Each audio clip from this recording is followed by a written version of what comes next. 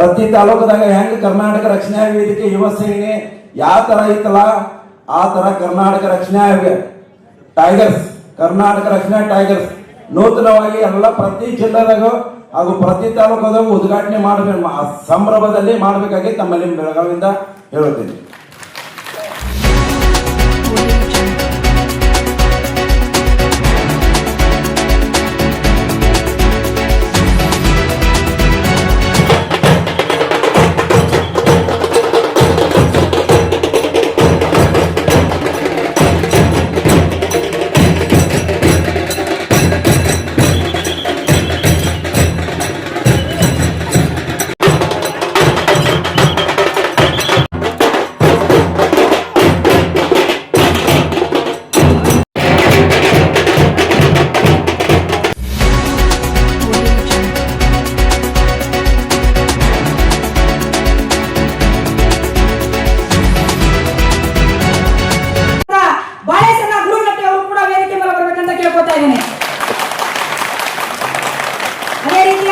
ಎಂಬ ಸಂದೇಶ ಸಾರುವ ಮೂಲಕ ಈ ಒಂದು ಕನ್ನಡ ಕಾರ್ಯಕ್ರಮವನ್ನು ನಾಡಗೀತೆಯ ಮೂಲಕ ಪ್ರಾರಂಭಿಸುತ್ತೇವೆ ಅಂತ ನಾನು ಕೇಳಿಕೊಳ್ಳುತ್ತೇನೆ.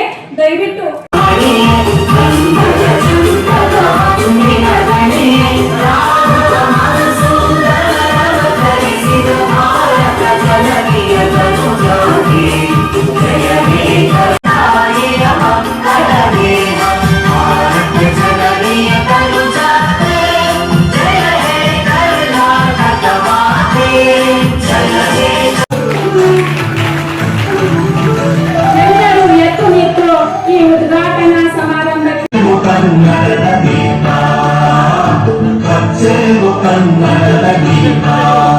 ವೇದಿಕೆಯನ್ನು ಎತ್ತಿ ಬೆಳೆಸುವ ಗುಣ ಎಲ್ಲಿ ಹರಿಶನವರಿಗೆ ಸನ್ಮಾನದ ಮುಖಾಂತರ ಅವರನ್ನ ಈ ಕಾರ್ಯಕ್ರಮಕ್ಕೆ ನಡೆದುಕೊಂಡು ಕೇಳ್ಕೊಳ್ತಾ ಇದ್ದೇವೆ. ಬೆಳಗಾವಿ ಜಿಲ್ಲಾ ಘಟಕದ ಅಧ್ಯಕ್ಷರು ಮತ್ತು ಉಪಾಧ್ಯಕ್ಷರು ಹಾಗೂ ಸರ್ವ ಸದಸ್ಯರು ಅವರಿಗೆ ಸನ್ಮಾನವನ್ನು ಮಾಡಬೇಕಂತ ಕೇಳ್ಕೊಳ್ತಾ ಇದ್ದೇವೆ.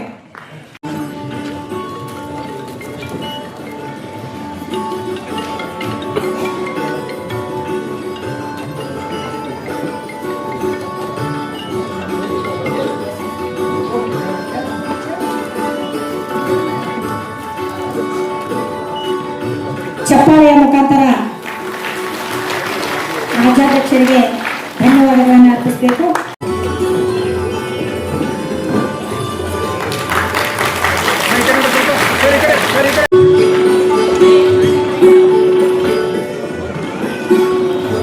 ಸಾಧನೆ ತೋರಿದ ನಿಮಗೆಲ್ಲ ಚಪ್ಪಾಳೆ.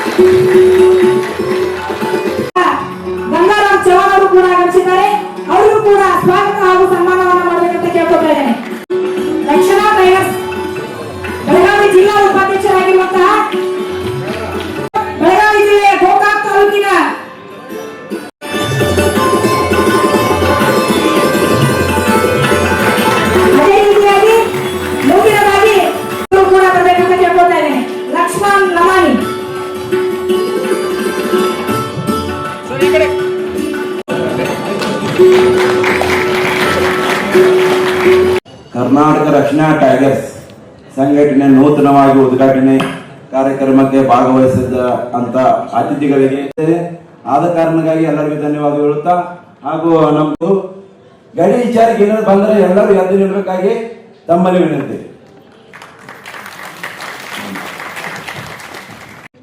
ಎಲ್ಲರೂ ಕರ್ನಾಟಕ ರಕ್ಷಣಾ ಟೈಗರ್ಸ್ ನೂತನವಾಗೈತಿ, ಇದನ್ನು ಸಂಘಟನೆ ಬೆಳವಣಿಗೆ ಮಾಡೋಣ. ಪ್ರತಿ ತಾಲೂಕದಾಗ ಹೆಂಗ್ ಕರ್ನಾಟಕ ರಕ್ಷಣಾ ವೇದಿಕೆ ಯುವ ಸೇನೆ ಯಾವ ತರ ಇತ್ತಲ್ಲ ಆ ತರ ಕರ್ನಾಟಕ ರಕ್ಷಣಾ ಟೈಗರ್ಸ್, ಕರ್ನಾಟಕ ರಕ್ಷಣಾ ಟೈಗರ್ಸ್ ನೂತನವಾಗಿ ಎಲ್ಲ ಪ್ರತಿ ಜಿಲ್ಲೆದಾಗ ಹಾಗೂ ಪ್ರತಿ ತಾಲೂಕದಾಗ ಉದ್ಘಾಟನೆ ಮಾಡಬೇಕು, ಸಂಭ್ರಮದಲ್ಲಿ ಮಾಡಬೇಕಾಗಿ ತಮ್ಮಲ್ಲಿ ಬೆಳಗಾವಿಯಿಂದ ಹೇಳುತ್ತೇನೆ. ಎಲ್ಲರೂ ಕರ್ನಾಟಕ ರಕ್ಷಣಾ ಟೈಗರ್ಸ್ ನೂತನವಾಗೈತಿ, ಇದನ್ನು ಸಂಘಟನೆ ಬೆಳವಣಿಗೆ ಮಾಡೋಣ. ಪ್ರತಿ ತಾಲೂಕದಾಗ ಹೆಂಗ್ ಕರ್ನಾಟಕ ರಕ್ಷಣಾ ವೇದಿಕೆ ಯುವ ಸೇನೆ ಯಾವ ತರ ಐತಲ್ಲ ಆ ತರ ಕರ್ನಾಟಕ ರಕ್ಷಣಾ ಟೈಗರ್ಸ್, ಕರ್ನಾಟಕ ರಕ್ಷಣಾ ಟೈಗರ್ಸ್ ನೂತನವಾಗಿ ಎಲ್ಲ ಪ್ರತಿ ಜಿಲ್ಲೆದಾಗ ಹಾಗೂ ಪ್ರತಿ ತಾಲೂಕದಾಗ ಉದ್ಘಾಟನೆ ಮಾಡಬೇಕು, ಸಂಭ್ರಮದಲ್ಲಿ ಮಾಡಬೇಕಾಗಿ ತಮ್ಮಲ್ಲಿ ಬೆಳಗಾವಿಯಿಂದ ಹೇಳುತ್ತೇನೆ. ಇಡೀ ರಾಜ್ಯದಲ್ಲಿ ಮೊದಲನೇ ಇಲ್ಲಿ ಬೆಳಗಾವಿಯಲ್ಲಿ ನಾನು ಉದ್ಘಾಟನೆ ಮಾಡಿದ್ದೇನೆ. ಯಾಕೆ ಮಾಡಿದೆ ನಾನು, ನೀವು ತಿಳ್ಕೊಬೇಕಾಗತ್ತೆ. ಇದು ಒಂದು ರೀತಿ ಪುಣ್ಯದ ಭೂಮಿ.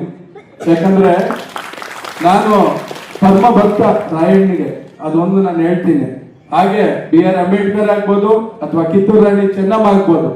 ಸೊ ನಾನು ಯಾವತ್ತೂ ನನ್ನೊಂದು ಕಾನ್ಫಿಡೆನ್ಸಿಯಲ್ ಕೆಲಸ ಮಾಡ್ಬೇಕಾದ್ರೂ ಸಹ ನಾನು ಸುಮಾರು ಕೆಲಸಗಳನ್ನ, ಸುಮಾರು ಒಂದು ವಿಗ್ರಹಗಳನ್ನ ನಾನು ಸ್ಥಾಪನೆ ಮಾಡಿದ್ದೀನಿ.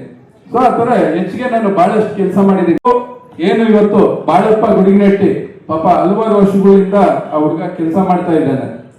ಸೊ ನಾನು ಹೇಳೋದು ಇಷ್ಟೇ ಬಾಲು, ನಿನಗೆ ಯಾವುದೇ ತರ ತೊಂದರೆ ಆದ್ರೂ ಪರವಾಗಿಲ್ಲ, ನಾನಿದ್ದೀನಿ ನಿನ್ನ ಜೊತೆ.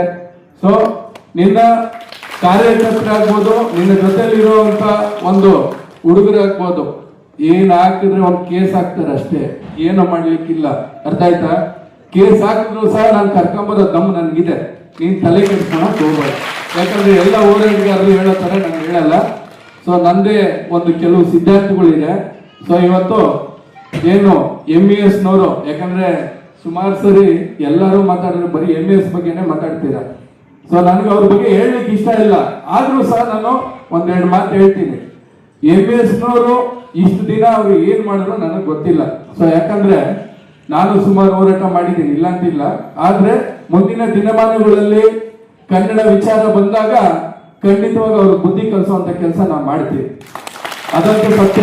ಯಾಕಂದ್ರೆ ಏನು ಆ ಕನ್ನಡ ಭಾವುಕ ವಿಚಾರ ಹೇಳೋದಿಲ್ವಾ, ಅದ್ರ ಹಿಂದೆನೋ ಒಂದು ಹಿಸ್ಟ್ರಿ ಇದೆ, ದಯವಿಟ್ಟು ಅರ್ಥ ಮಾಡ್ಕೊಳ್ಳಿ. ಕನ್ನಡ ಪರ ಹೋರಾಟಗಾರರಿಗೆ ಅವನು ಮೈ ಮೇಲೆ ಕೇಸ್ ಹಾಕೊಂಡ್ರೆ ಮಾತ್ರ ಅವನಿಗೆ ಸ್ಟಾರ್ ಇದ್ದಂಗೆ, ಅರ್ಥ ಮಾಡ್ಕೊಳ್ರಿ. ಇವಾಗ ಪೊಲೀಸ್ ಆಫೀಸರ್ಗಳಿಗೆ 1 ಸ್ಟಾರ್ 2 ಸ್ಟಾರ್ ಅಂತ ಈ ತರ ಇರುತ್ತೆ, ACP DCP SP ಆ ತರ. ಅರ್ಥ ಆಯ್ತಾ? ಆ ತರ ಯಾರು ಅದು ಬಿಡಪ್ಪ. ಆ ತರ ನಿಮಗೆ ಕೇಸ್ಗಳು ಹಾಕೊಂಡಾಗ ಆ ಕೇಸ್ಗಳೆಲ್ಲ ಸ್ಟಾರ್ ಇದ್ದಂಗೆ, ನೀವು ತಲೆ ಕೆಡಿಸ್ಕೊಳಕ್ ಹೋಗ್ಬೇಡಿ. ಆ ತರ ವಿಚಾರಗಳು ಬಂದ್ರೆ ನಿಮ್ ಜೊತೆ ನಾನು ರಾತ್ರಿ ಎಷ್ಟೇ ಸಮಯ ಆಗ್ಲಿ ನನಗೆ ಕಾಲ್ ಮಾಡಿ, ನಾನು ಇದ್ದೀನಿ. ಸೊ ಇವತ್ತು ಜಾಸ್ತಿ ಮಾತಾಡ್ಲಿಕ್ಕೆ ಇಷ್ಟ ಇಲ್ಲ, ಆದ್ರೂಪ ಯಾಕಂದ್ರೆ ನಾನು ಇಷ್ಟೊತ್ತು ಮಾತಾಡಿದ್ದೀನಿ ಅಂದ್ರೆ ದೊಡ್ಡ ವಿಚಾರ ಇರ್ಲಿ. ನೀವೆಲ್ಲರೂ ನಾಡು ನುಡಿ ನೆಲ ಜಲ ಭಾಷೆ ಅಂತ ನೀವೆಲ್ಲರೂ ಪ್ರಾಮಾಣಿಕವಾಗಿ ಹೋರಾಟ ಮಾಡಿ. ಯಾಕಂದ್ರೆ ನಮ್ಮ ನಾಡಲ್ಲಿ ನಾವು ಉಳಿಸ್ಕೋಬೇಕು, ಗಡಿ ವಿಚಾರ ಉಳಿಸ್ಕೋಬೇಕು ಅಂದ್ರೆ ಎಲ್ಲರ ಪರವಾಗೂ ಕೆಲಸ ಮಾಡ್ಬೇಕಾಗತ್ತೆ. ನೀವೆಲ್ಲ ಒಗ್ಗೂಟವಾಗಿ ಎಲ್ಲ ಕೆಲಸ ಮಾಡಿ ಅಂತ ಹೇಳ್ತಾ ನಾನು 2 ಮಾತನ್ನ ಮುಗಿಸ್ತೀನಿ. ಜೈ ಹಿಂದ್, ಜೈ ಕರ್ನಾಟಕ.